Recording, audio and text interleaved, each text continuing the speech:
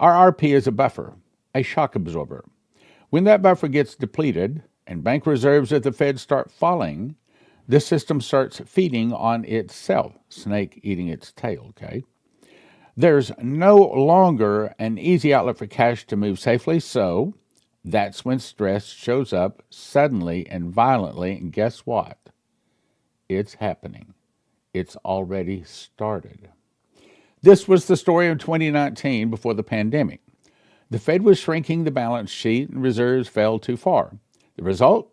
The overnight repo rate spiked to 10% in September 2019, completely blowing past Fed's target. Now, I remember seeing a lot of cars being repossessed. I would go play racquetball, and in the parking lot of the racquetball place was a bank. And before long, we were finding it difficult to find a place to park because the parking lot was full of repossessed cars that the bank was repossessing. That is about to happen again, only on a big scale. Emergency repos were deployed and quantitative tightening was paused.